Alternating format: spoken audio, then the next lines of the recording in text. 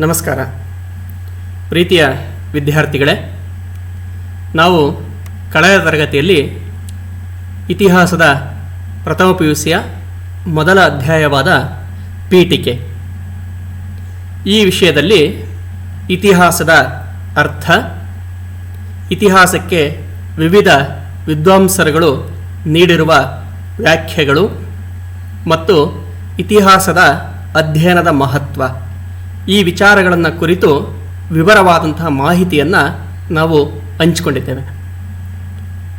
ಇನ್ನು ನಿಮ್ಮ ಎರಡನೆಯ ಅಧ್ಯಾಯ ಮಾನವನ ವಿಕಸನದ ಕಥೆ, ಈ ಅಧ್ಯಾಯವನ್ನು ನೀವು ಅರ್ಥ ಮಾಡಿಕೊಳ್ಬೇಕು ಅಂತೇಳಿದರೆ ಆಂಥ್ರಪಾಲಜಿ ಹಾಗೂ ಪುರಾತತ್ವಶಾಸ್ತ್ರ ಮುಂತಾದ ಅನೇಕ ವಿಷಯಗಳ ಬಗ್ಗೆ ಮಾಹಿತಿಯನ್ನು ಹೊಂದಿರಬೇಕಾಗುತ್ತೆ. ವಿಜ್ಞಾನದೊಂದಿಗೆ ಇದು ಅವಿನಾಭಾವ ಸಂಬಂಧ ಅಂತಕ್ಕನ್ನೋದನ್ನು ಹೊಂದಿದೆ.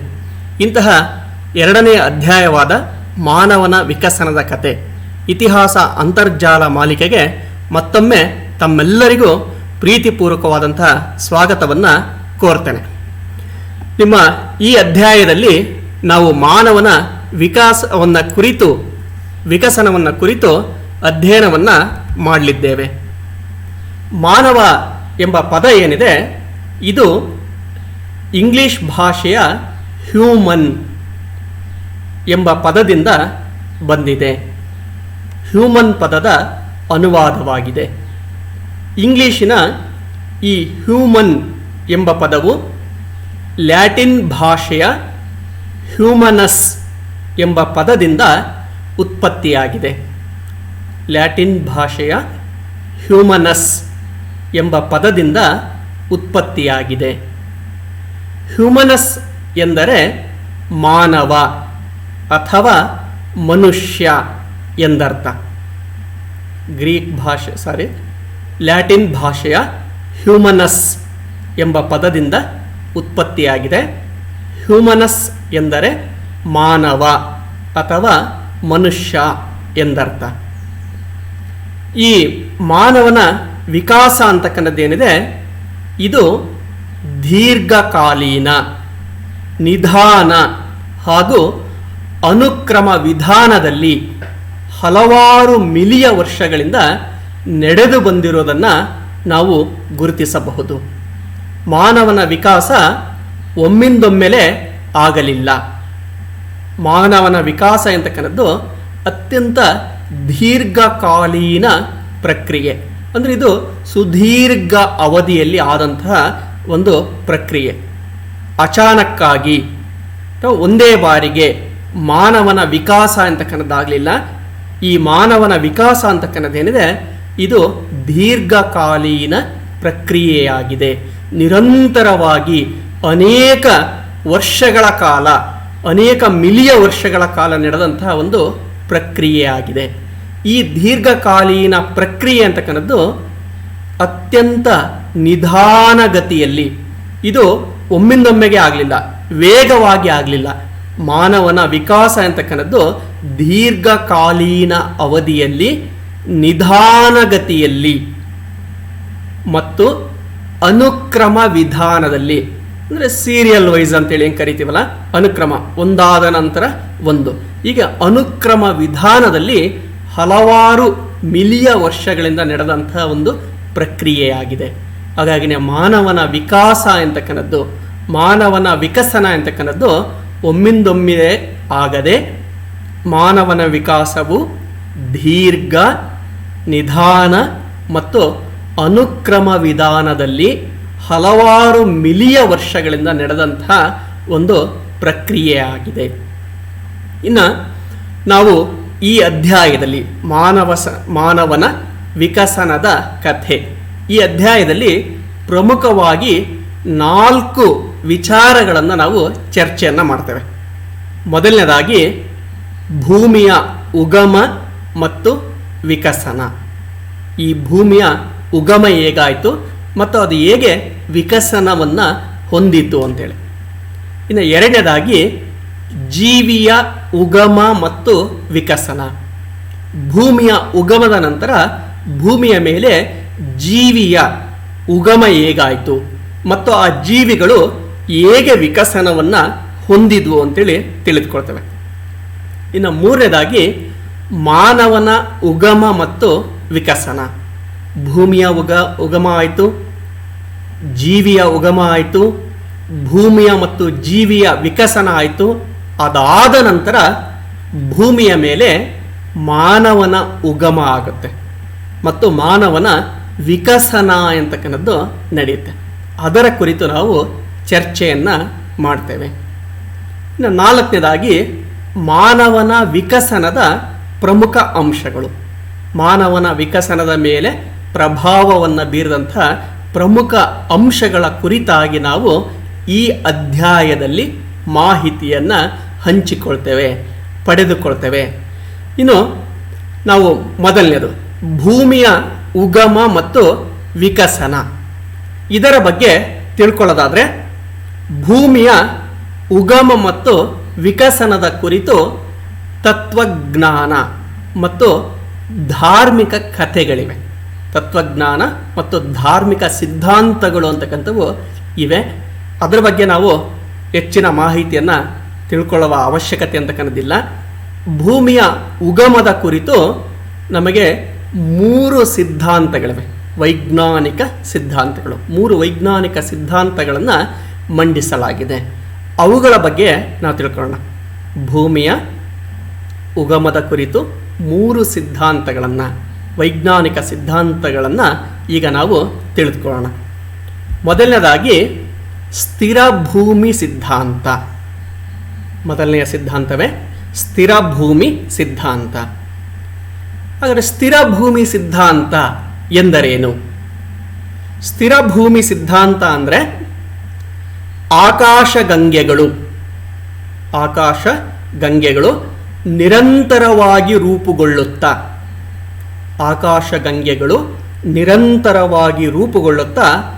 ಖಾಲಿ ಜಾಗವನ್ನು ಆಕ್ರಮಿಸುತ್ತಿರುತ್ತವೆ. ಆಕಾಶಗಂಗೆಗಳು ನಿರಂತರವಾಗಿ ರೂಪುಗೊಳ್ಳುತ್ತಾ ಖಾಲಿ ಜಾಗವನ್ನು ಆಕ್ರಮಿಸುತ್ತಿರುತ್ತವೆ ಅಥವಾ ಆವರಿಸುತ್ತಿರುತ್ತವೆ. ನೀವು ಈ ಚಿತ್ರದಲ್ಲಿ ನೋಡ್ಬೋದು, ಇಲ್ಲಿ ಆಕಾಶಗಂಗೆ ಅಂತಕ್ಕಂಥದ್ದು ಇದೆ. ಆಕಾಶಗಂಗೆಯಲ್ಲಿ ಒಂದೊಂದೇ ಆ ವಸ್ತುಗಳು ಏನಿದಾವೆ ಆ ವಸ್ತುಗಳು ರೂಪುಗೊಳ್ತಾ, ಆಕಾಶ ಕಾಯಗಳು ರೂಪುಗೊಳ್ತಾ ಇರತಕ್ಕಂಥದ್ದನ್ನು ನಾವು ನೋಡ್ಬೋದು. ಹಾಗೆಯೇ ರೂಪುಗೊಂಡಂಥ ಆಕಾಶ ಕಾಯಗಳು ಖಾಲಿ ಜಾಗವನ್ನು ಆವರಿಸ್ತಾ ಹೋಗ್ತಾ ಇವೆ. ಈ ಚಿತ್ರವನ್ನು ನೀವು ಸೂಕ್ಷ್ಮವಾಗಿ ಗಮನಿಸಿದಾಗ ಆಕಾಶಗಂಗೆಯಲ್ಲಿ ಹೇಗೆ ಆಕಾಶ ಕಾಯಗಳು ರೂಪುಗೊಳ್ತಾ ಇವೆ ಮತ್ತು ಅವು ಹೇಗೆ ಖಾಲಿ ಜಾಗವನ್ನು ಆವರಿಸಿಕೊಳ್ತಾ ಇದ್ದಾವೆ ಅಂತಕ್ಕನ್ನೋದನ್ನು ತಿಳಿಯಬಹುದು. ಇದನ್ನೇ ನಾವು ಸ್ಥಿರ ಭೂಮಿ ಸಿದ್ಧಾಂತ ಅಂತೇಳಿ ಕರೀತೇವೆ. ಈ ಸ್ಥಿರ ಭೂಮಿ ಸಿದ್ಧಾಂತದ ಪ್ರಕಾರ ಈ ಭೂಮಿಯ ರಚನೆ ಆಯಿತು ಅಂತೇಳಿ ಕೆಲವರು ವಿದ್ವಾಂಸರು ಅಭಿಪ್ರಾಯವನ್ನು ವ್ಯಕ್ತಪಡಿಸಿದ್ದಾರೆ. ಇನ್ನು ಎರಡನೆಯ ಸಿದ್ಧಾಂತ ಮಿಡಿತ ಸಿದ್ಧಾಂತ. ನೀವು ವೈದ್ಯರನ್ನು ಭೇಟಿಯಾಗಲಿಕ್ಕೆ ಹೋದರೆ ಅವರು ನಾಡಿಯ ಮಿಡಿತವನ್ನು ನೋಡ್ತಾರೆ, ಸ್ಟೆಥೋಸ್ಕೋಪ್ ಇಡ್ತಾರೆ ಮತ್ತು ನಾಡಿಯನ್ನು ನಿಮ್ಮ ಕೈಯಲ್ಲಿ ನಾಡಿಯನ್ನು ಹಿಡ್ಕೊಂಡು ಅವರು ನಾಡಿ ಪರೀಕ್ಷೆ ಅಂತಕ್ಕನ್ನೋದನ್ನು ಮಾಡ್ತಾರೆ. ಹಾಗೆಯೇ ಈ ಮಿಡಿತ ಸಿದ್ಧಾಂತದ ಪ್ರಕಾರ ಈ ಭೂಮಿಯ ರಚನೆಯಾಗಿದೆ ಅಂತೇಳಿ ಕೆಲವು ವಿಜ್ಞಾನಿಗಳು ತಮ್ಮ ಅಭಿಪ್ರಾಯವನ್ನು ವ್ಯಕ್ತಪಡಿಸಿದ್ದಾರೆ. ಈ ಮಿಡಿತ ಸಿದ್ಧಾಂತ ಅಂದರೆ ಏನು, ಅದರ ಬಗ್ಗೆ ತಿಳ್ಕೊಳ್ಳೋಣ. ಮಿಡಿತ ಸಿದ್ಧಾಂತದ ಪ್ರಕಾರ ಜಗತ್ತು ನಿರಂತರವಾಗಿ ಹಿಗ್ಗುವ ಮತ್ತು ಕುಗ್ಗುವ ಪ್ರಕ್ರಿಯೆಯಲ್ಲಿರುತ್ತದೆ. ಜಗತ್ತು ನಿರಂತರವಾಗಿ ಹಿಗ್ಗುವ ಮತ್ತು ಕುಗ್ಗುವ ಪ್ರಕ್ರಿಯೆಯಲ್ಲಿರುತ್ತದೆ. ಈ ಹಿಗ್ಗುವ ಮತ್ತು ಕುಗ್ಗುವ ಪ್ರಕ್ರಿಯೆಯಿಂದಲೇ ಭೂಮಿಯ ಉಗಮ ಅಂತಕ್ಕಂಥದ್ದು ಆಯಿತು ಎಂಬುದನ್ನು ಈ ಮಿಡಿತ ಸಿದ್ಧಾಂತ ಅಂತಕ್ಕಂಥದ್ದು ತಿಳಿಸುತ್ತದೆ. ನೀವೆರಡೂ ಚಿತ್ರಗಳಲ್ಲಿ ನೀವು ನೋಡ್ಬೋದು. ಎಡಭಾಗದಲ್ಲಿರ್ತಕ್ಕಂಥ ಚಿತ್ರದಲ್ಲಿ ಹಿಗ್ಗಿರ್ತಕ್ಕನ್ನೋದನ್ನು ನಾವು ನೋಡ್ತೇವೆ, ಬಲಭಾಗದಲ್ಲಿರ್ತಕ್ಕಂಥ ಚಿತ್ರದಲ್ಲಿ ಕುಗ್ಗಿರ್ತಕ್ಕನ್ನೋದನ್ನು ನಾವು ಕಾಣ್ತೇವೆ. ಹೀಗೆ ಹಿಗ್ಗುವ ಮತ್ತು ಕುಗ್ಗುವ ಕ್ರಿಯೆಯಿಂದಾಗಿಯೇ ಈ ಭೂಮಿಯ ಉಗಮ ಮತ್ತು ವಿಕಾಸ ಆಯಿತು ಅಂತೇಳಿ ಮಿಡಿತ ಸಿದ್ಧಾಂತ ಪ್ರತಿಪಾದನೆಯನ್ನು ಮಾಡುತ್ತದೆ. ಇನ್ನು ಮೂರನೆಯ ಸಿದ್ಧಾಂತ ಮಹಾಸ್ಫೋಟ ಸಿದ್ಧಾಂತ. ಈಗ ಎಲ್ಲರೂ ಒಪ್ಪಿರುವಂತೆ ಭೂಮಿಯ ಉಗಮಕ್ಕೆ ಕಾರಣವಾದಂತಹ ಸಿದ್ಧಾಂತ ಯಾವುದು ಅಂತ ಹೇಳಿದ್ರೆ ಮಹಾಸ್ಫೋಟ ಸಿದ್ಧಾಂತ. ಇದನ್ನು ಇಂಗ್ಲೀಷ್ನಲ್ಲಿ ಬಿಗ್ ಬ್ಯಾಂಗ್ ಥಿಯರಿ ಅಂತೇಳಿ ಕರೆಯಲಾಗುತ್ತೆ. ಈ ಮಹಾಸ್ಫೋಟ ಸಿದ್ಧಾಂತದಿಂದಲೇ ಈ ಭೂಮಿಯ ಉಗಮ ಎಂತಕ್ಕಂಥದ್ದು ಆಗಿದೆ ಎಂದು ವಿದ್ವಾಂಸರು ವಿಜ್ಞಾನಿಗಳು ಖಚಿತವಾಗಿ ತಿಳಿಸಿದ್ದಾರೆ. ಹಾಗಾದರೆ ಈ ಮಹಾಸ್ಫೋಟ ಸಿದ್ಧಾಂತ ಏನನ್ನು ತಿಳಿಸುತ್ತೆ ಅನ್ನೋದನ್ನು ನಾವು ತಿಳ್ಕೊಳ್ಳೋದಾದರೆ ಭೌತ ವಸ್ತುಗಳು ಮೊದಲು ಬೆಂಕಿ ಉಂಡೆಯ ರೂಪದಲ್ಲಿ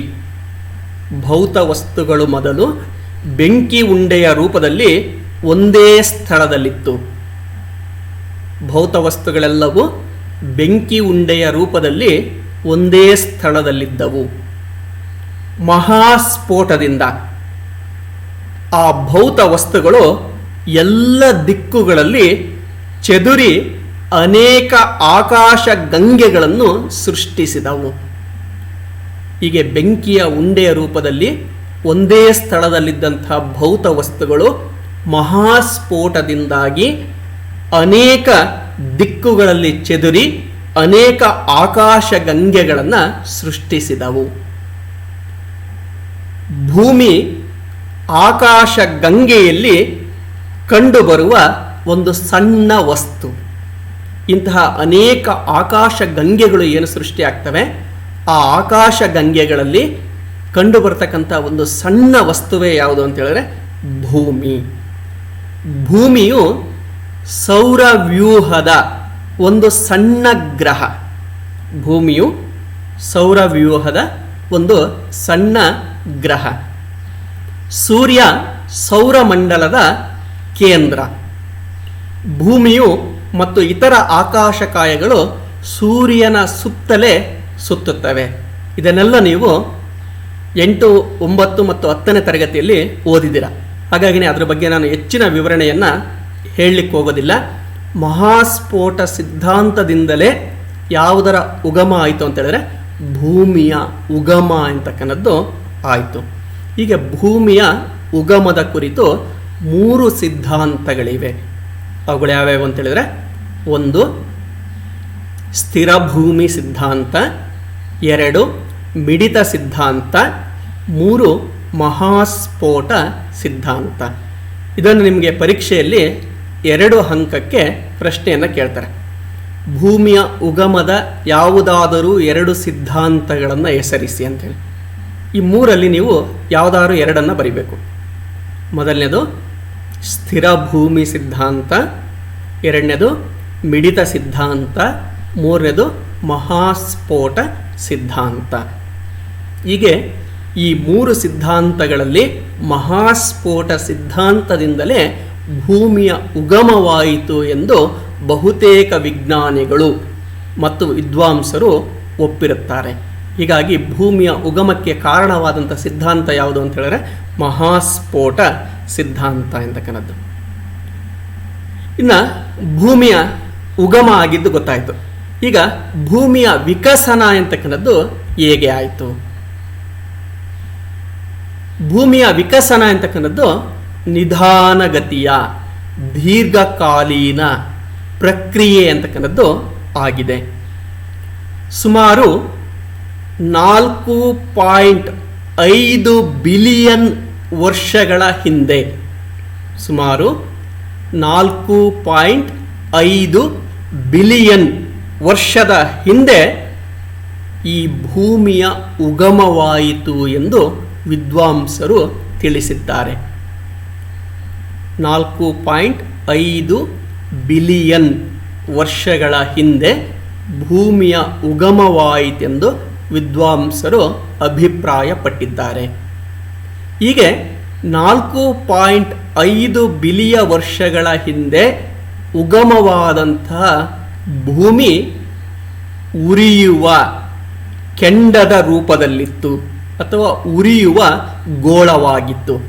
ಭೂಮಿ ರಚನೆಯಾದಾಗ ಈಗ ಹೇಗೆ ಕಾಣ್ತಾ ಇದೆಯೋ ಆ ರೀತಿಯಾಗಿರಲಿಲ್ಲ. ಇದೊಂದು ಉರಿಯುವ ಗೋಳವಾಗಿತ್ತು, ಬೆಂಕಿಯ ಉಂಡೆಯ ರೂಪದಲ್ಲಿ ಇತ್ತು. ಹೀಗೆ ಬೆಂಕಿಯ ಉಂಡೆಯ ರೂಪದಲ್ಲಿದ್ದಂಥ ಭೂಮಿಯಲ್ಲಿ ಜ್ವಾಲಾಮುಖಿಗಳು, ನಿರಂತರವಾಗಿ ಜ್ವಾಲಾಮುಖಿಗಳು ಅಂತಕ್ಕಂಥವು ಸ್ಫೋಟ ಆಗ್ತಾ ಇದ್ವು. ನೀವು ಈ ಚಿತ್ರದಲ್ಲಿ ನೋಡ್ಬೋದು ಭೂಮಿಯ ರಚನೆ ಆಗ್ತಾ ಇರತಕ್ಕಂಥದ್ದನ್ನು. ಹಾಗೆಯೇ ಮುಂದಿನ ಚಿತ್ರದಲ್ಲಿ ನಾವು ನೋಡ್ಬೋದು, ಇದು ಭೂಮಿಯ ಆರಂಭಿಕ ಚಿತ್ರ. ಅದು ಈ ಚಿತ್ರದಲ್ಲಿ ನೀವು ನೋಡ್ಬೋದು ಭೂಮಿ ಹೇಗೆ ಉರಿಯುವ ಗೋಳವಾಗಿತ್ತು ಅಂತೇಳಿ. ನೀವು ಅಲ್ಲಿ ಕಾದ ಕೆಂಡದಂತೆ ಭೂಮಿ ನಿಗಿ ನಿಗಿ ನಿಗಿ ಅಂತೇಳಿ ಉರಿತಾ ಇತ್ತು. ಹಾಗಾಗಿ ಇದನ್ನು ಉರಿಯುವ ಗೋಳ ಅಂತೇಳಿ ಕರೆಯಲಾಗಿದೆ. ಇಂತಹ ಉರಿಯುವ ಗೋಳದಲ್ಲಿ ಪದೇ ಪದೇ ನಿರಂತರವಾಗಿ ಜ್ವಾಲಾಮುಖಿಗಳ ಸ್ಫೋಟ ಎಂತಕ್ಕಂಥದ್ದು ಸಂಭವಿಸ್ತಾ ಇತ್ತು. ಅಷ್ಟೇ ಅಲ್ಲ, ಅದೇ ಕಾಲಾವಧಿಯಲ್ಲಿ, ಅದೇ ಕಾಲದಲ್ಲಿ ಧೂಮಕೇತುಗಳು ಮತ್ತು ಉಲ್ಕೆಗಳು ಭೂಮಿಗೆ ಅಪ್ಪಳಿಸ್ತಾ ಇದ್ದು. ಧೂಮಕೇತುಗಳು ಮತ್ತು ಉಲ್ಕೆಗಳು ಭೂಮಿಗೆ ಅಪ್ಪಳಿಸಿದವು. ಇದರಿಂದಾಗಿ ಭೂಮಿಯ ವಾಲುವಿಕೆ ಎಂತಕ್ಕಂಥದ್ದು ಆರಂಭವಾಯಿತು. ಭೂಮಿಯ ವಾಲುವಿಕೆ, ಭೂಮಿ ಒಂದು ಕಡೆ ವಾಲಲಿಕ್ಕೆ ಆರಂಭ ಆಯಿತು. ನೀವು ಈ ಚಿತ್ರದಲ್ಲಿ ನೋಡ್ಬೋದು ಹೇಗೆ ಜ್ವಾಲಾಮುಖಿಗಳು ಸ್ಫೋಟಗೊಳ್ತಾ ಇದ್ದಾವೆ ಮತ್ತು ಹೇಗೆ ಧೂಮಕೇತುಗಳು ಭೂಮಿಗೆ ಅಪ್ಪಳಿಸ್ತಿದ್ದಾವೆ ಅಂತಕ್ಕನ್ನೋದನ್ನು ನೀವು ಈ ಚಿತ್ರದಲ್ಲಿ ಕಾಣ್ತೀರ. ಹಾಗೆಯೇ ಈ ಧೂಮಕೇತುಗಳ ಮತ್ತು ಉಲ್ಕೆಗಳ ಅಪ್ಪಳಿಸುವಿಕೆಯಿಂದಾಗಿ ಭೂಮಿ ವಾಲಲಿಕ್ಕೆ ಆರಂಭ ಆಗುತ್ತೆ. ಈ ಧೂಮಕೇತುವಿನ ಅಪ್ಪಳಿಸುವಿಕೆಯಿಂದ ಭೂಮಿಯ ಒಂದು ಭಾಗ ಭೂಮಿಯಿಂದ ದೂರ ಸರಿಯಿತು. ಆ ದೂರ ಸರಿದಂಥ ಭೂಮಿಯ ತುಂಡೆ ಮುಂದೆ ಚಂದ್ರನಾಗಿ ರೂಪುಗೊಳ್ಳುತ್ತೆ. ಈ ಜ್ವಾಲಾಮುಖಿಗಳ ಸ್ಫೋಟ, ಧೂಮಕೇತು ಮತ್ತು ಉಲ್ಕೆಗಳ ಅಪ್ಪಳಿಸುವಿಕೆಯಿಂದಾಗಿ ಭೂಮಿ ವಾಲಲಿಕ್ಕೆ ಆರಂಭ ಆಯಿತು. ಆ ವಾಲ್ತಾ ಇದ್ದಂತಹ ಸಂದರ್ಭದಲ್ಲಿಯೇ ಆ ಧೂಮಕೇತುವಿನ ಅಪ್ಪಳಿಸುವಿಕೆಯಿಂದ ಭೂಮಿಯ ಒಂದು ತುಂಡು ಭೂಭಾಗದಿಂದ ದೂರ ಸರಿತು. ಮುಂದೆ ಅದೇ ಚಂದ್ರನಾಗಿ ಪರಿವರ್ತನೆ ಅಂತಕ್ಕನ್ನೋದನ್ನು ಹೊಂದಿತು, ಅಥವಾ ಚಂದ್ರನ ಉಗಮ ಅಂತಕ್ಕನ್ನದ್ದು ಆಯಿತು. ಈ ಎರಡು ಅಂಶಗಳು ಭೂಮಿಯ ಹವಾಗುಣ ಮತ್ತು ವಾತಾವರಣವನ್ನು ನಿರ್ಮಾಣವನ್ನು ಮಾಡುವಲ್ಲಿ ಪ್ರಮುಖವಾದಂತಹ ಪಾತ್ರವನ್ನು ವಹಿಸಿದವು. ಜ್ವಾಲಾಮುಖಿಗಳ ಸ್ಫೋಟ, ಧೂಮಕೇತು ಮತ್ತು ಉಲ್ಕೆಗಳ ಅಪ್ಪಳಿಸುವಿಕೆ ಹಾಗೂ ಚಂದ್ರನ ಉಗಮ ಅಂತಕ್ಕನ್ನದೇನಿದೆ, ಇದು ಭೂಮಿಯ ಹವಾಗುಣ ಮತ್ತು ವಾತಾವರಣವನ್ನು ನಿರ್ಮಾಣವನ್ನು ಮಾಡುವಲ್ಲಿ ಪ್ರಮುಖ ಪಾತ್ರವನ್ನು ವಹಿಸಿದೆ. ಹೀಗೆ ಭೂಮಿ 4.5 ಬಿಲಿಯನ್ ವರ್ಷಗಳ ಹಿಂದೆ ರೂಪುಗೊಳ್ತು. ಅದು ಆರಂಭದಲ್ಲಿ ಬೆಂಕಿಯ ಉಂಡೆಯ ರೂಪದಲ್ಲಿತ್ತು. ಆ ಬೆಂಕಿಯ ಉಂಡೆಯ ರೂಪದಲ್ಲಿದ್ದಂಥ ಭೂಮಿಯಲ್ಲಿ ನಿರಂತರವಾಗಿ ಜ್ವಾಲಾಮುಖಿಗಳು ಅಂತಕ್ಕಂಥವು ಸ್ಫೋಟಗೊಂಡವು. ಅದರ ಜೊತೆಗೆ ಧೂಮಕೇತುಗಳು ಮತ್ತು ಉಲ್ಕೆಗಳ ಅಪ್ಪಳಿಸುವಿಕೆ ಅಂತಕ್ಕಂಥದ್ದು ನಡೀತಾ ಇತ್ತು. ಇದರಿಂದಾಗಿ ಭೂಮಿಯ ವಾಲುವಿಕೆ ಅಂತಕ್ಕಂಥದ್ದು ಕಂಡುಬಂತು. ಹಾಗೆಯೇ ಈ ಭೂಮಿಯ ವಾಲುವಿಕೆಯಿಂದಾಗಿ, ಧೂಮಕೇತುವಿನ ಅಪ್ಪಳಿಸುವಿಕೆಯಿಂದಾಗಿ ಭೂಮಿಯ ಒಂದು ಭಾಗ ಭೂಮಿಯಿಂದ ದೂರ ಸರಿತು. ಅದೇ ಮುಂದೆ ಚಂದ್ರನ ಉಗಮಕ್ಕೆ ಕಾರಣವಾಯಿತು. ಈ ಎಲ್ಲ ಪ್ರಕ್ರಿಯೆಗಳು ಭೂಮಿಯಲ್ಲಿ ಉತ್ತಮ ಹವಾಗುಣ ಮತ್ತು ವಾತಾವರಣ ನಿರ್ಮಾಣ ಆಗಲಿಕ್ಕೆ ಕಾರಣವಾದವು. ಹೀಗೆ ಭೂಮಿ ನಿಧಾನಗತಿಯಲ್ಲಿ ವಿಕಸನವನ್ನು ಹೊಂದುತ್ತಾ ಹೋಯಿತು. ಹೀಗೆ ಭೂಮಿಯ ವಿಕಾಸದ ಹಂತ ಸುದೀರ್ಘ ಕಾಲ ನಡೀತಾ ಬಂತು. ಹಲವು ಮಿಲಿಯ ವರ್ಷಗಳ ನಂತರ, ಲಕ್ಷಾಂತರ ವರ್ಷಗಳ ನಂತರ ಉರಿಯುವ ಗೋಳವಾಗಿದ್ದಂಥ ಭೂಮಿ ನಿಧಾನವಾಗಿ ತಂಪಾಗಲಿಕ್ಕೆ ಆರಂಭಿಸಿತು. ಉರಿಯುವ ಗೋಳವಾಗಿದ್ದಂಥ ಭೂಮಿ ನಿಧಾನವಾಗಿ ಏನಾಯಿತು ಅಂತ ಹೇಳಿದ್ರೆ ತಂಪಾಗಲಿಕ್ಕೆ ಆರಂಭಿಸಿತು. ಇದರ ಜೊತೆಗೆ ಜ್ವಾಲಾಮುಖಿಗಳ ಸ್ಫೋಟವೂ ಕಡಿಮೆಯಾಯಿತು. ಭೂಮಿಯ ತಂಪಾಗುವಿಕೆಯ ಜೊತೆಗೆ ಜ್ವಾಲಾಮುಖಿಗಳ ಸ್ಫೋಟವೂ ಸಹ ಕಡಿಮೆ ಆಯಿತು. ಇದರಿಂದ ಭೂಮಿಯ ಮೇಲ್ಭಾಗ ಗಟ್ಟಿಯಾಯಿತು. ಭೂಮಿಯ ಮೇಲ್ಮೈ ಅಂತಕ್ಕಂಥದ್ದು ಗಟ್ಟಿ ಆಗ್ತಾ ಹೋಯಿತು. ಅದನ್ನು ನಾವು ಇಂಗ್ಲೀಷ್ನಲ್ಲಿ ಕ್ರಸ್ಟ್ ಅಂತೇಳಿ ಕರಿತೀವಿ. CRUST, ಕ್ರಸ್ಟ್ ಅಂತೇಳಿ ಕರೆಯಲಾಗಿದೆ. ಹೀಗೆ ಭೂಮಿಯ ತಂಪಾಗುವಿಕೆಯಿಂದಾಗಿ ಭೂಮಿಯ ಮೇಲ್ಪದರ ಎಂತಕ್ಕಂಥದ್ದು ಗಟ್ಟಿಯಾಗಿ ಕ್ರಸ್ಟ್ ಅಥವಾ ಭೂಮಿಯ ಮೇಲ್ಭಾಗ ಎಂತಕ್ಕಂಥದ್ದು ರಚನೆ ಆಯಿತು. ಇನ್ನು ಭೂಮಿ ತಂಪಾಗುವ ಪ್ರಕ್ರಿಯೆ ಅಂತಕ್ಕಂಥದ್ದು ಮುಂದುವರಿತಾನೆ ಹೋಯಿತು. ಹೀಗೆ ಭೂಮಿಯ ತಂಪಾಗುವಿಕೆ ಮುಂದುವರೆದು ಭೂಮಿಯ ಮೇಲ್ಪದರ ಕುಗ್ಗಲಿಕ್ಕೆ ಆರಂಭ ಆಯಿತು. ಭೂಮಿ ಹೆಚ್ಚು ತಂಪಾದಂತೆ ಭೂಮಿಯ ಮೇಲ್ಮೈ ಕುಗ್ಗಲಿಕ್ಕೆ ಆರಂಭವಾಗುತ್ತೆ. ಇದರಿಂದ ಬೆಟ್ಟಗಳು ಮತ್ತು ಕಣಿವೆಗಳು ಭೂಮಿಯ ಮೇಲೆ ಸೃಷ್ಟಿಯಾದವು. ಹೀಗೆ ಭೂಮಿಯ ಮೇಲೆ ಬೆಟ್ಟ ಮತ್ತು ಕಣಿವೆಗಳು ಸೃಷ್ಟಿಯಾಗಲಿಕ್ಕೆ ಕಾರಣ ಏನು ಅಂತೇಳಿದ್ರೆ ಭೂಮಿಯ ತಂಪಾಗುವಿಕೆ. ಭೂಮಿ ಹೆಚ್ಚು ತಂಪಾದಂತೆ ಭೂಮಿ ಕುಗ್ಗಲಿಕ್ಕೆ, ಮೇಲ್ಪದರ ಕುಗ್ಗಲಿಕ್ಕೆ ಆರಂಭ ಆಯಿತು. ಇದರಿಂದಾಗಿಯೇ ಭೂಮಿಯ ಮೇಲೆ ಬೆಟ್ಟಗಳು ಮತ್ತು ಕಣಿವೆಗಳು ಅಂತಕ್ಕಂಥವು ಸೃಷ್ಟಿಯಾದವು. ನೀವು ಮಾರ್ಕೆಟಿಂದ ಸೇಬು ಹಣ್ಣನ್ನು ತಂದಿದ್ದೀರಾ ಅಂತ ಇಟ್ಕೊಳ್ರಿ. ಆ ಸೇಬು ಹಣ್ಣನ್ನು ನೀವು ಫ್ರಿಜ್ಜಲ್ಲಿಟ್ಟರೆ ಅದು ಹಾಗೆಯೇ ಫ್ರೆಶ್ ಆಗಿರುತ್ತೆ. ಅದನ್ನು ಬಿಸಿಲಿನಲ್ಲಿಟ್ಟರೆ ಅದು ನಿಧಾನವಾಗಿ ಬತ್ತಲಿಕ್ಕೆ ಆರಂಭ ಆಗುತ್ತೆ. ಸೇಬು ಹಣ್ಣಿನಲ್ಲಿ ನೆರಿಗೆಗಳು ಸುಕ್ಕು ಬರಲಿಕ್ಕೆ ಆರಂಭ ಆಗುತ್ತೆ.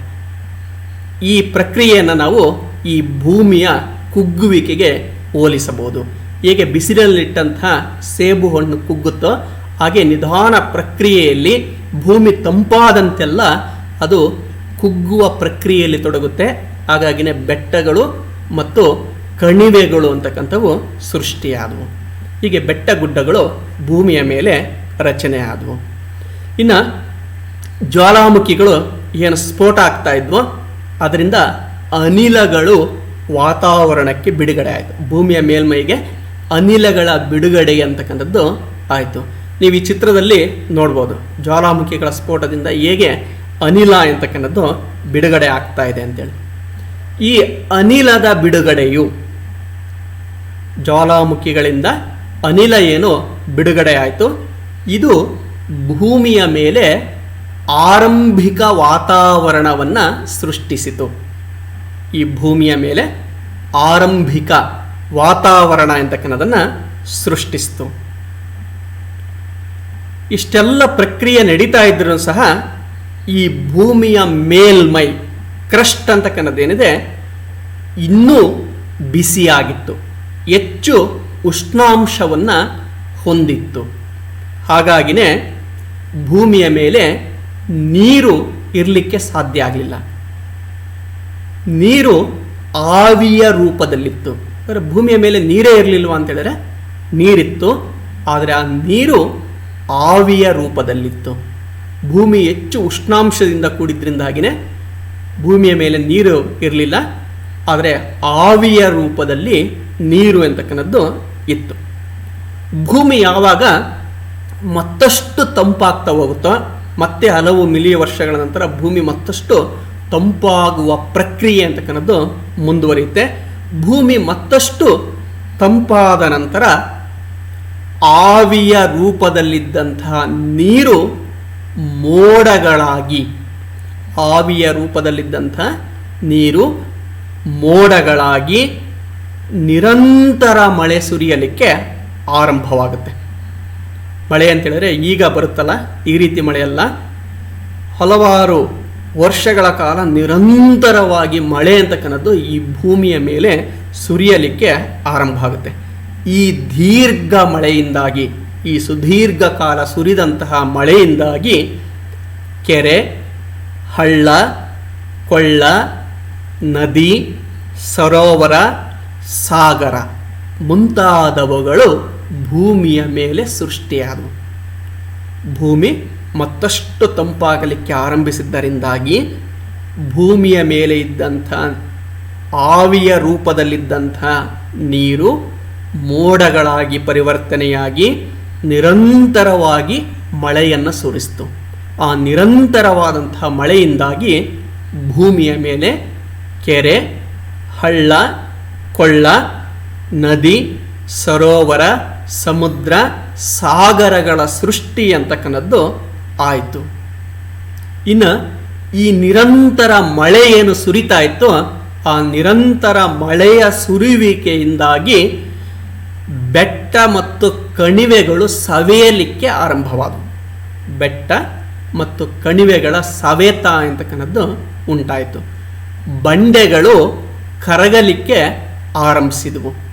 ಹೀಗೆ ಬೆಟ್ಟ ಕಣಿವೆಗಳ ಸವೆತ, ಶಿಲೆಗಳ ಕರಗುವಿಕೆಯಿಂದಾಗಿ ಮರಳು ಮತ್ತು ಮಣ್ಣು ಹಾಗೂ ಸಮುದ್ರದ ತಳ ಅಂತಕ್ಕಂಥದ್ದು ಈ ಭೂಮಿಯ ಮೇಲೆ ಸೃಷ್ಟಿಯಾಯಿತು.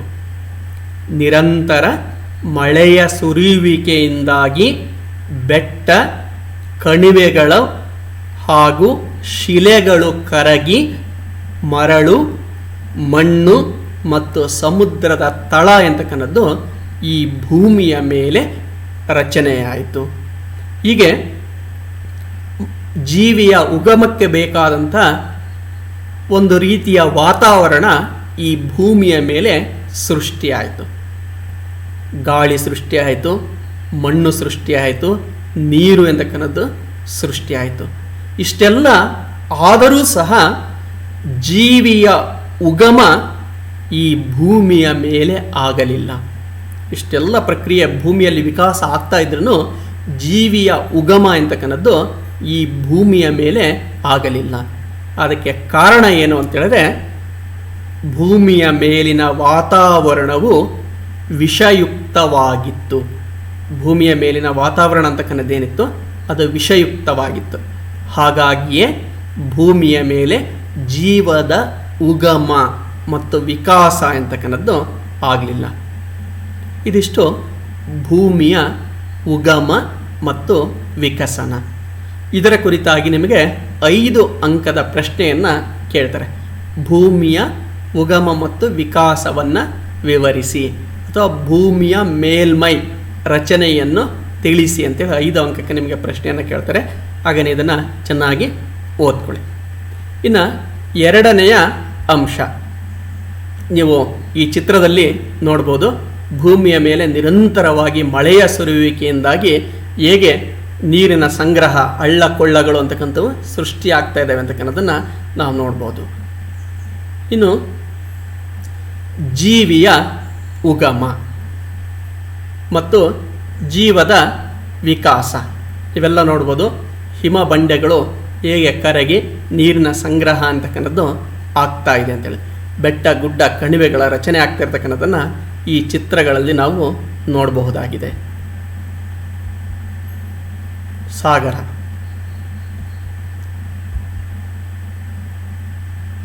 ವಾತಾವರಣದ ರಚನೆ, ಇಲ್ಲಿ ಜ್ವಾಲಾಮುಖಿಗಳ ಸ್ಫೋಟ ಆಗ್ತಾ ಇರತಕ್ಕಂಥದ್ದು, ಅನಿಲಗಳ ಬಿಡುಗಡೆ ಆಗ್ತಾ ಇರತಕ್ಕಂಥದ್ದನ್ನು ನಾವು ನೋಡ್ತೇವೆ.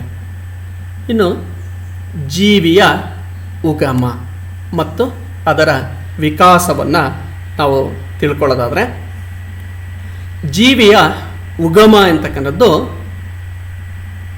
700 ಮಿಲಿಯನ್ ವರ್ಷಗಳ ಹಿಂದೆ ವಾತಾವರಣದಲ್ಲಿನ ಮೂಲಭೂತ ರಾಸಾಯನಿಕಗಳಾದ ಇಂಗಾಲ ಮತ್ತು ಜಲಜನಕಗಳ ಸಮ್ಮಿಲನದಿಂದ 700 ಮಿಲಿಯನ್ ವರ್ಷಗಳ ಹಿಂದೆ ವಾತಾವರಣದಲ್ಲಿನ ಮೂಲಭೂತ ರಾಸಾಯನಿಕಗಳಾದ ಇಂಗಾಲ ಮತ್ತು ಜಲಜನಕಗಳ ಸಮ್ಮಿಲನದಿಂದ ನೀರಿನಲ್ಲಿ ಮೊದಲ ಜೀವಿಯ ಉಗಮ ಆಯಿತು ಅಂಥೇಳಿ ವಿದ್ವಾಂಸರು ತಿಳಿಸಿದ್ದಾರೆ. ಹಾಗಾದರೆ ಜೀವಿಯ ಉಗಮ ಎಲ್ಲಾಯಿತು ಅಂತ ಹೇಳಿದರೆ ನೀರಿನಲ್ಲಿ ಮೊದಲ ಜೀವಿಯ ಉಗಮ ಅಂತಕ್ಕಂಥದ್ದಾಯಿತು. ಆ ಜೀವಿಯ ಉಗಮಕ್ಕೆ 2 ರಾಸಾಯನಿಕಗಳು ಕಾರಣ ಆದವು. ಒಂದು ಜಲಜನಕ, ಮತ್ತೊಂದು ಇಂಗಾಲ. ಇದನ್ನು ನಿಮಗೆ 2 ಅಂಕಕ್ಕೆ ಪ್ರಮುಖವಾಗಿ ಪ್ರಶ್ನೆಯನ್ನು ಕೇಳ್ತಾರೆ. ಜೀವಿಯ ಉಗಮಕ್ಕೆ ಕಾರಣವಾದ ರಾಸಾಯನಿಕಗಳನ್ನು ಹೆಸರಿಸಿ ಅಂತೇಳಿ. ಜೀವಿಯ ಉಗಮಕ್ಕೆ ಕಾರಣವಾದಂಥ ರಾಸಾಯನಿಕಗಳು ಯಾವುವು ಅಂತೇಳಿದ್ರೆ, ಒಂದು ಜಲಜನಕ ಹೈಡ್ರೋಜನ್, 2 ಇಂಗಾಲ ಕಾರ್ಬನ್. ಜಲಜನಕ ಮತ್ತು ಇಂಗಾಲದ ಸಂಯೋಜನೆಯಿಂದ ಹೈಡ್ರೋಜನ್ ಮತ್ತು ಕಾರ್ಬನ್ ಇವೆರಡು ರಾಸಾಯನಿಕಗಳ ಸಂಯೋಜನೆಯಿಂದಲೇ ಜೀವಿಯ ಉಗಮ ಅಂತಕ್ಕಂಥದ್ದು ನೀರಿನಲ್ಲಿ ಮೊದಲು ಆಯಿತು. ನೀರಿನಲ್ಲಾದಂಥ ಈ ಜೀವದ ಉಗಮ ಅಂತಕ್ಕಂಥದ್ದೇನಿದೆ ನಿಧಾನವಾಗಿ ಆದಂಥ ಒಂದು ಪ್ರಕ್ರಿಯೆ. ನೀರಿನಲ್ಲಿ ಉಗಮವಾದಂಥ ಈ ಜೀವಿ ನಿಧಾನವಾಗಿ ವಿಕಸನವನ್ನು ಹೊಂದುತ್ತಾ ಬಂತು, ವಿಕಾಸವನ್ನು ಹೊಂದುತ್ತಾ ಬಂತು. ಈಗ ವಿಕಾಸವನ್ನು ಹೊಂದುತ್ತಾ ಅದು ಗಿಡಗಳಾಗಿ ಮಾರ್ಪಡ್ತು. ನೀರಿನಲ್ಲಿ ಉಗಮವಾದಂಥ ಜೀವಿಯೇ ಮುಂದೆ ಗಿಡವಾಗಿ ಸಸ್ಯವಾಗಿ ಮಾರ್ಪಾಡು ಎಂತಕ್ಕನ್ನೋದನ್ನು ಹೊಂದಿತು.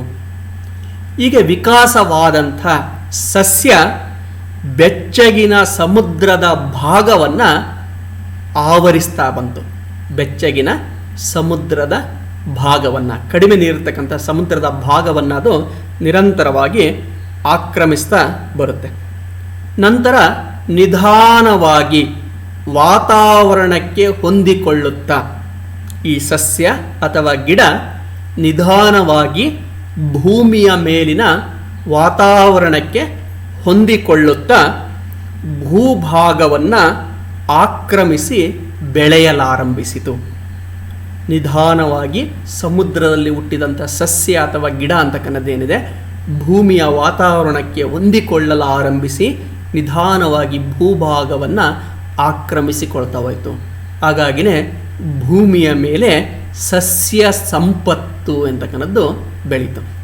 ನೀವು ಈ ಚಿತ್ರದಲ್ಲಿ ನೀವು ನೋಡ್ಬೋದು ಹೇಗೆ ಜೀವಿಯ ಉಗಮ ಅಂತಕ್ಕನ್ನೋದು ಆಗಿದೆ. ನಿಧಾನವಾಗಿ ಬೆಳೆದಂಥ ಆ ಜೀವಿ ಹೇಗೆ ಗಿಡವಾಗಿ ಅದು ನಿಧಾನವಾಗಿ ಬೆಚ್ಚಗಿನ ಸಮುದ್ರದ ಭಾಗವನ್ನು ಆವರಿಸಿಕೊಳ್ತಾ ಇದೆ ಮತ್ತು ಭೂಭಾಗದಲ್ಲಿ ಅದು ಹೇಗೆ ಬೆಳವಣಿಗೆಯನ್ನು ಹೊಂದ್ತಾ ಇದೆ ಅಂತಕ್ಕನ್ನೋದನ್ನು ಈ ಚಿತ್ರದಲ್ಲಿ ಸೂಕ್ಷ್ಮವಾಗಿ ನಾವು ನೋಡ್ಬೋದು. ಇನ್ನು 500 ಮಿಲಿಯ ವರ್ಷಗಳ ಹಿಂದೆ 500 ಮಿಲಿಯ ವರ್ಷಗಳ ಹಿಂದೆ ನೀರಿನಲ್ಲಿ ಫ್ರೋಟೋಜೋವಾ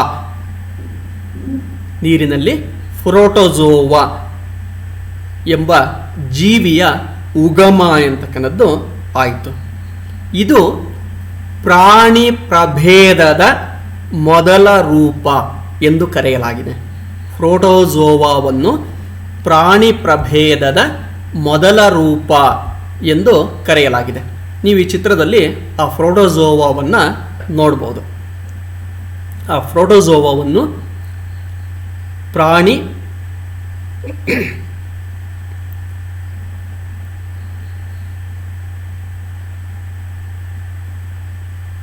ಪ್ರಭೇದದ ಮೊದಲ ರೂಪ ಅಂತೇಳಿ ಕರೆಯಲಾಗಿದೆ.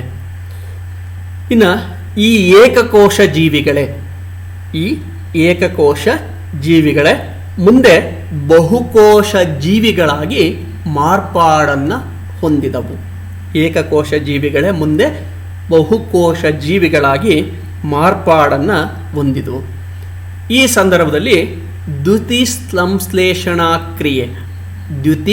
ಸಂಶ್ಲೇಷಣಾ ಕ್ರಿಯೆ ಅಂತಕ್ಕನ್ನೋದು ಆರಂಭ ಆಗುತ್ತೆ. ಈ ದ್ಯುತಿ ಸಂಶ್ಲೇಷಣಾ ಕ್ರಿಯೆಯಿಂದಾಗಿ ವಾತಾವರಣಕ್ಕೆ ಆಮ್ಲಜನಕದ ಬಿಡುಗಡೆ ಆಗುತ್ತೆ. ನಿಮಗೆಲ್ಲ ಗೊತ್ತಿದೆ, ಸಸ್ಯಗಳು ಕಾರ್ಬನನ್ನು ಹೀರಿಕೊಂಡು, ಇಂಗಾಲವನ್ನು ಹೀರಿಕೊಂಡು ಕಾರ್ಬನ್ ಡೈಆಕ್ಸೈಡನ್ನು ನಾವು ಹೀರಿಕೊಳ್ತವೆ ಮತ್ತು ವಾತಾವರಣಕ್ಕೆ ಆಮ್ಲಜನಕವನ್ನು ಬಿಡುಗಡೆ ಮಾಡ್ತವೆ. ಹಾಗೆಯೇ ಏಕಕೋಶ ಜೀವಿಗಳು ಬಹುಕೋಶ ಜೀವಿಗಳಾಗಿ ಅವು ಸಹ ಆಮ್ಲಜನಕವನ್ನು ವಾತಾವರಣಕ್ಕೆ ಬಿಡುಗಡೆಯನ್ನು ಮಾಡ್ತಾ ಹೋಗ್ತವೆ. ಹೀಗೆ ಉನ್ನತ ಜೀವಿಗಳ ಉಗಮ ಮತ್ತು ವಿಕಾಸಕ್ಕೆ ಬೇಕಾದಂಥ ಆಮ್ಲಜನಕ ಅಂತಕ್ಕಂಥದ್ದು ಈ ಭೂಮಿಯ ಮೇಲೆ ಬಿಡುಗಡೆ ಆಯಿತು. ಆ ಆಮ್ಲಜನಕದ ಬಿಡುಗಡೆ ಅಂತಕ್ಕಂಥದ್ದು ಉನ್ನತ ಜೀವಿಗಳ ವಿಕಾಸಕ್ಕೆ ಕಾರಣವಾಗುತ್ತೆ. ಈಗ 700 ಮಿಲಿಯ ವರ್ಷಗಳ ಹಿಂದೆ ಇಂಗಾಲ ಮತ್ತು ಜಲಜನಕದ ಸಮ್ಮಿಶ್ರಣದಿಂದ ನೀರಿನಲ್ಲಿ ಸಸ್ಯದ ಉಗಮ ಅಂತಕ್ಕಂಥದ್ದಾಗುತ್ತೆ. ಆ ಸಸ್ಯ ಮೊದಲು ಸಾಗರದಲ್ಲಿ ಬೆಳೆದು ಆನಂತರ ಭೂಮಿಯ ಮೇಲೆಲ್ಲ ಅದು ಆವರಿಸಿಕೊಳ್ಳುತ್ತೆ. 500 ಮಿಲಿಯ ವರ್ಷಗಳ ಹಿಂದೆ ಪ್ರೋಟೋಜೋವಾ ನೀರಿನಲ್ಲಿ ಉಗಮ ಆಗುತ್ತೆ. ಆ ಪ್ರೋಟೋಜೋವಾವೇ ಏಕಕೋಶ ಜೀವಿಯಾಗಿದ್ದು ಬಹುಕೋಶ ಜೀವಿಯಾಗುತ್ತೆ. ಹೀಗೆ ಸಸ್ಯಗಳು ದ್ಯುತಿಸಂಶ್ಲೇಷಣಾ ಕ್ರಿಯೆಯ ಮೂಲಕ ವಾತಾವರಣಕ್ಕೆ ಆಮ್ಲಜನಕವನ್ನು ಬಿಡುಗಡೆಯನ್ನು ಮಾಡ್ತವೆ. ಈ ಆಮ್ಲಜನಕದ ಬಿಡುಗಡೆ ಅಂತಕ್ಕಂಥದ್ದು ಉನ್ನತ ಜೀವಿಗಳು ಭೂಮಿಯ ಮೇಲೆ ಉಗಮ ಆಗಲಿಕ್ಕೆ ಕಾರಣವಾಗ್ತವೆ. ಇದಾದ ನಂತರ ಮತ್ತೆ ಹಲವು ಮಿಲಿಯ ವರ್ಷಗಳ ನಂತರ ನೀರಿನಲ್ಲಿ ಜಲಜೀವಿಗಳ ಉಗಮ ಆಗುತ್ತೆ. ಜಲಜೀವಿಗಳು ನೀರಿನಲ್ಲಿ ವಾಸಿಸುವ ಪ್ರಾಣಿಗಳು, ಹಾಗೆಯೇ ಕೀಟಾಣುಗಳು. ಜಲಜೀವಿಗಳ ನಂತರ ಕೀಟಾಣುಗಳು ಅಂತಕ್ಕಂಥ ಹುಟ್ಕೊಳ್ತವೆ. ಇನ್ಸೆಕ್ಟ್ಸ್ ಅಂತೇಳಿ ಕರೀತೇವೆ. ಈಗ ಮೊದಲಿಗೆ ಸಸ್ಯದ ನಂತರ ಪ್ರೋಟೋಜೋವಾದ ನಂತರ ಜಲಜೀವಿಗಳು, ನೀರಿನಲ್ಲಿ ವಾಸಿಸುವ ಪ್ರಾಣಿಗಳು. ಅದಾದ ನಂತರ ಕೀಟಾಣುಗಳು, ಇನ್ಸೆಕ್ಟ್ಸ್, ಕೀಟಾಣುಗಳ ಉಗಮ ಅಂತಕ್ಕಂಥದ್ದು ಆಯಿತು. ಆನಂತರ ಉಭಯಚರಿಗಳು ಅಂತೇಳಿದರೆ ನೀರಿನಲ್ಲೂ ವಾಸಿಸುವ ಭೂಮಿಯ ಮೇಲೂ ವಾಸಿಸುವ ಪ್ರಾಣಿಗಳು. ಉದಾಹರಣೆಗೆ ಕಪ್ಪೆ, ಆಮೆ ಮುಂತಾದಂಥ ಪ್ರಾಣಿಗಳು. ಇವುಗಳನ್ನು ಉಭಯಚರಿಗಳು ಅಂತೇಳಿ ಕರಿತೇವೆ. ನೀರಿನಲ್ಲಿಯೂ ವಾಸಿಸ್ತವೆ ಮತ್ತು ಭೂಮಿಯ ಮೇಲೂ ಸಹ ಅವು ವಾಸಿಸ್ತವೆ. ಈಗ ಉಭಯಚರಿಗಳ ವಿಕಾಸ ಅಂತಕ್ಕಂಥದ್ದು ಆಯಿತು. ನೀವು ಇದರಲ್ಲಿ ನೋಡ್ಬೋದು ನೀರಿನಲ್ಲಿ ವಾಸಿಸ್ತಕ್ಕಂಥ ಪ್ರಾಣಿಗಳು. ಆನಂತರ ಕಪ್ಪೆ ಇದೆ, ಅದು ಉಭಯಚರಿ, ನೀರಿನಲ್ಲೂ ವಾಸಿಸುತ್ತೆ ಮತ್ತು ಭೂಮಿಯ ಮೇಲೂ ವಾಸವನ್ನು ಮಾಡ್ತಕ್ಕಂಥದ್ದನ್ನು ನಾವು ಕಾಣ್ತೇವೆ. ಇದಾದ ನಂತರ ಸರೀಸೃಪಗಳ ಉಗಮ ಆಯಿತು. ಸರೀಸೃಪ ಅಂದರೆ ಭೂಮಿಯ ಮೇಲೆ ಸರಿದಾಡಿಕೊಂಡು ಚಲಿಸ್ತಕ್ಕಂಥ ಪ್ರಾಣಿಗಳು, ಹಾವು, ಮೊಸಳೆ ಮುಂತಾದಂಥ ಪ್ರಾಣಿಗಳು. ಇವುಗಳನ್ನು ನಾವು ಸರೀಸೃಪಗಳು ಅಂತೇಳಿ ಕರೀತೇವೆ. ಈ ಸರೀಸೃಪಗಳ ಸೃಷ್ಟಿ ಅಂತಕ್ಕಂಥದ್ದು ಆಯಿತು. ಈ ಸರೀಸೃಪದ ಕೆಲವು ಪ್ರಭೇದಗಳು ರೆಕ್ಕೆಯನ್ನು ಪಡೆದು ಪಕ್ಷಿಗಳಾಗಿ ಮಾರ್ಪಟ್ಟವು. ಸರೀಸೃಪದಲ್ಲಿಯೇ ಕೆಲವು ಪ್ರಭೇದಗಳು ಪಕ್ಷಿಗಳಾಗಿ ಮಾರ್ಪಾಡನ್ನು ಹೊಂದ್ತವೆ, ಹಾರಲಿಕ್ಕೆ ಆರಂಭವನ್ನು ಮಾಡ್ತವೆ. ನೀವು ಈ ಚಿತ್ರದಲ್ಲಿ ಅವೆಲ್ಲವುಗಳನ್ನು ಸೂಕ್ಷ್ಮವಾಗಿ ಗಮನಿಸ್ಬೋದು. ಮೊದಲಿಗೆ ಜಲಚರ ಜೀವಿಗಳಿದ್ದಾವೆ, ಆನಂತರ ಉಭಯಚರಿಗಳು ಅಂತಕ್ಕಂಥವಿದ್ದಾವೆ, ಆನಂತರ ಸರೀಸೃಪಗಳು ಅಂತಕ್ಕಂಥವಿದ್ದಾವೆ. ಆ ಸರೀಸೃಪಗಳಲ್ಲಿ ಕೆಲವು ಪಕ್ಷಿಗಳಾಗಿ ಮಾರ್ಪಾಡು ಅಂತಕ್ಕನ್ನೋದನ್ನು ಹೊಂದಿವೆ. ಇಷ್ಟೆಲ್ಲ ಆಗಲಿಕ್ಕೆ 400 ಮಿಲಿಯ ವರ್ಷಗಳು ಬೇಕಾಯಿತು. ಇಷ್ಟೆಲ್ಲ ಪ್ರಕ್ರಿಯೆ ಅಂತಕ್ಕನ್ನೋದು ನಡೀಲಿಕ್ಕೆ ಎಷ್ಟು ವರ್ಷಗಳು ಬೇಕಾಯಿತು ಅಂತ ಹೇಳಿದ್ರೆ 700 ಮಿಲಿಯದಿಂದ 400 ಮಿಲಿಯ, ಸುಮಾರು 300 ಮಿಲಿಯ ವರ್ಷಗಳ ತನಕ ಈ ಒಂದು ಪ್ರಕ್ರಿಯೆ ಅಂತಕ್ಕನ್ನೋದು ನಿಧಾನವಾಗಿ ಬೆಳವಣಿಗೆ ಅಂತಕ್ಕನ್ನೋದನ್ನು ಹೊಂದಿತು. ಆನಂತರ ಜೀವದಲ್ಲಿ ಮತ್ತಷ್ಟು ವಿಕಸನ ಅಂತಕ್ಕನ್ನೋದು ಹೊಂದುತ್ತಾ ಹೋಗುತ್ತೆ. ಸುಮಾರು 200 ಮಿಲಿಯ ವರ್ಷದ ಹಿಂದೆ, ಸುಮಾರು 200 ಮಿಲಿಯ ವರ್ಷದ ಹಿಂದೆ ಭೂಮಿಯ ಮೇಲೆ ಭೂಮಿಯ ಮೇಲೆ ಸಸ್ತನಿಗಳ ಉದಯ ಅಂತಕ್ಕನ್ನೋದು ಆಯಿತು. ಸಸ್ತನಿಗಳು ಅಂತೇಳಿದ್ರೆ ಹಾಲುಣಿಸುವ ಪ್ರಾಣಿಗಳು. ಮೊಲೆ ಹಾಲನ್ನು ಉಣಿಸ್ತಕ್ಕಂಥ ಪ್ರಾಣಿಗಳನ್ನೇ ನಾವು ಸಸ್ತನಿಗಳು ಅಂತೇಳಿ ಕರಿತೇವೆ. ಸ್ತನವನ್ನು ಹೊಂದಿರತಕ್ಕಂಥ ಪ್ರಾಣಿಗಳು, ಅವುಗಳನ್ನೇ ನಾವು ಸಸ್ತನಿಗಳು ಅಂತೇಳಿ ಕರೆಯಲಾಗುತ್ತೆ. 50 ಮಿಲಿಯ ವರ್ಷಗಳ ಹಿಂದೆ ಕುದುರೆ, ಒಂಟೆ, ನಾಯಿ ಮುಂತಾದ ಸಸ್ತನಿಗಳ ಉದಯ ಅಂತಕ್ಕಂಥದ್ದು ಆಯಿತು. 50 ಮಿಲಿಯ ವರ್ಷಗಳ ಹಿಂದೆ ಕುದುರೆ, ಒಂಟೆ, ನಾಯಿ ಮುಂತಾದಂಥ ಪ್ರಾಣಿ ಪ್ರಭೇದ ಸಸ್ತನಿಗಳ ಉದಯ ಅಂತಕ್ಕಂಥದ್ದು ಆಯಿತು. ಹೀಗೆ ಜೀವದ ವಿಕಾಸ ಅಂತಕ್ಕಂಥದ್ದೇನಿದೆ ನಿಧಾನಗತಿಯಲ್ಲಿ ಆದಂಥ ಒಂದು ಪ್ರಕ್ರಿಯೆಯಾಗಿದೆ. ಇಂತಹ ಜೀವದ ವಿಕಾಸ ಏನು ನಿರಂತರವಾಗಿ ನಡೀತಾ ಬಂತು, ಆ ಜೀವದ ವಿಕಾಸದ ಕ್ರಿಯೆ ಅಂತಕ್ಕಂಥದ್ದು ನಿಲ್ಲಲಿಲ್ಲ, ಅದು ಹಾಗೆಯೇ ಮುಂದುವರಿತಾ ಬಂತು.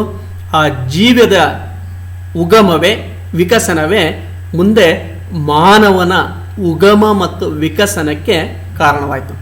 ಈಗ ಜೀವಿಯ ವಿಕಾಸ ನಿರಂತರವಾಗಿ ನಡೀತಾ ಬಂತು. ಅದರಲ್ಲಿ ಕೆಲವು ಬಲಿಷ್ಠ ಪ್ರಾಣಿಗಳು, ಜೀವಿಗಳು ದುರ್ಬಲ ಪ್ರಾಣಿಗಳನ್ನು ಕೊಂದು ತಿನ್ನಲಿಕ್ಕೆ ಆರಂಭ ಅಂತಕ್ಕನ್ನೋದನ್ನು ಮಾಡ್ತವೆ. ಹಾಗಾಗಿನೇ ಮೈಟ್ ಈಸ್ ರೈಟ್, ಬಲವೇ ನ್ಯಾಯ ಎಂಬ ತತ್ವ ಜಾರಿಗೆ ಬರುತ್ತೆ. ಬಲವಿದ್ದವನು ಮಾತ್ರ ಬದುಕಲಿಕ್ಕೆ ಕಾರಣ ಆಗ್ತಾನೆ. ಹಾಗೆಯೇ ಭೂಮಿಯಲ್ಲಿ ಇನ್ನೂ ಸಾಕಷ್ಟು ಪ್ರಕ್ರಿಯೆಗಳು ನಡೀತಾ ಇದ್ವು. ಹಾಗಾಗಿ ಭೂಮಿಯ ವಾತಾವರಣಕ್ಕೆ ಯಾವ ಪ್ರಾಣಿಗಳು ಹೊಂದಿಕೊಂಡವೋ, ಯಾವ ಪ್ರಾಣಿಗಳು ದೈತ್ಯ ಪ್ರಾಣಿಗಳನ್ನು ಎದುರಿಸಲಿಕ್ಕೆ ಅವುಗಳಿಂದ ಬಚಾವಾಗಲಿಕ್ಕೆ ಸಾಧ್ಯವಾದವೋ ಅಂತಹ ಜೀವ ಸಂಕುಲಗಳು ಉಳಿದುಕೊಂಡವು. ಯಾವ ಭೂಮಿಯ ವಾತಾವರಣಕ್ಕೆ ಹೊಂದಿಕೊಳ್ಳಲಿಕ್ಕೆ ಸಾಧ್ಯ ಆಗಲಿಲ್ವೋ, ಪ್ರಬಲ ಪ್ರಾಣಿಗಳ ಪ್ರತಿರೋಧವನ್ನು ಎದುರಿಸಲಿಕ್ಕೆ ಸಾಧ್ಯ ಆಗಲಿಲ್ವೋ ಅಂತಹ ಜೀವ ಸಂಕುಲಗಳು ಏನಾದವು ಅಂತೇಳಿದ್ರೆ ಭೂಮಿಯಿಂದ ಕಣ್ಮರೆಯಾದವು ಅಥವಾ ವಿನಾಶ ಎಂತಕ್ಕನ್ನೋದನ್ನು ಹೊಂದಿದ್ವು. ಇದಕ್ಕೆ ಉದಾಹರಣೆ ಅಂತ ಹೇಳಿದ್ರೆ 65 ಮಿಲಿಯ ವರ್ಷಗಳ ಹಿಂದೆ ಡೈನೋಸಾರ್ಗಳ ಸಂತತಿ ಅಂತಕ್ಕನ್ನೋದು ನಾಶ ಆಯಿತು. ಭೂಮಿಯ ಮೇಲೆ ದೈತ್ಯ ಪ್ರಾಣಿ ಅಂತೇಳಿ ಕರೆಸಿಕೊಂಡಂತಹ ಡೈನೋಸಾರ್ಗಳ ಸಂತತಿ ಅಂತಕ್ಕನ್ನೋದು 65 ಮಿಲಿಯ ವರ್ಷಗಳ ಹಿಂದೆ ಭೂಮಿಯಿಂದ ಸಂಪೂರ್ಣವಾಗಿ ನಾಶ ಆಗಿದ್ದನ್ನು ನಾವು ಕಾಣ್ತೇವೆ. ಹೀಗೆ ಯಾವ ಭೂಮಿಯ ವಾತಾವರಣಕ್ಕೆ ಹೊಂದಿಕೊಂಡವೋ ಅಂತಹ ಜೀವ ಸಂಕುಲಗಳು ಉಳಿದುಕೊಂಡವು ಮತ್ತು ಅವು ಮುಂದುವರೆದುಕೊಂಡು ಬಂದವು. ಯಾವ ಜೀವ ಸಂಕುಲಗಳು ಭೂಮಿಯ ವಾತಾವರಣಕ್ಕೆ ಹೊಂದಿಕೊಳ್ಳಲಿಕ್ಕೆ ಸಾಧ್ಯ ಆಗಲಿಲ್ವೋ ಅಂತಹ ಜೀವ ಸಂಕುಲಗಳು ಭೂಮಿಯಿಂದ ನಶಿಸಿದವು ಅಥವಾ ನಾಶ ಅಂತಕ್ಕನ್ನೋದನ್ನು ಹೊಂದಿದವು. ಇದು ಭೂಮಿಯ ಉಗಮ ಮತ್ತು ವಿಕಾಸ, ಜೀವದ ಉಗಮ ಮತ್ತು ವಿಕಾಸ. ಮುಂದಿನ ತರಗತಿಯಲ್ಲಿ ನಾವು ಮಾನವನ ಉಗಮ ಮತ್ತು ವಿಕಾಸದ ಬಗ್ಗೆ ತಿಳ್ಕೊಳ್ಳೋಣ. ಇದಕ್ಕೆ ಸಂಬಂಧಪಟ್ಟಂಥ ಇನ್ನೊಂದೆರಡು ಮೂರು ಚಿತ್ರಗಳಿದ್ದಾವೆ, ಅವುಗಳನ್ನು ನೋಡಿ ಹೇಗೆ ಜೀವದ ವಿಕಾಸ ಆಯಿತು ಅಂತೇಳಿ ತಾವು ತಿಳ್ಕೊಳ್ಬೋದು. ನಾನು ಆಗಲೇ ಹೇಳಿದೆಲ್ಲ, ಇನ್ಸೆಕ್ಟ್ಸ್ ಕೀಟಗಳು ಮತ್ತು ಸರೀಸೃಪಗಳು, ಹಾಗೆಯೇ ಇನ್ನು ಇತರೆ ಸಸ್ತನಿಗಳು, ಎಲ್ಲ ಪ್ರಾಣಿಗಳ ಚಿತ್ರಗಳು ಅಂತಕ್ಕಂಥವು ಇದರಿದ್ದಾವೆ. ಅವು ಹೇಗೆ ನಿಧಾನವಾಗಿ ವಿಕಾಸವನ್ನು ಹೊಂದಿದ್ವು ಅಂತೇಳಿ ಈ ಚಿತ್ರದಲ್ಲಿ ತೋರಿಸಲಾಗಿದೆ. ಹಾಗೆಯೇ ವೇಲ್ ಅಂತಕ್ಕನ್ನೋದು ಹೇಗೆ ಎವಲ್ಯೂಷನ್ ಆಯಿತು ಅಂತೇಳಿ ಈ ಚಿತ್ರದಲ್ಲಿ ನಾವು ನೋಡ್ತೇವೆ.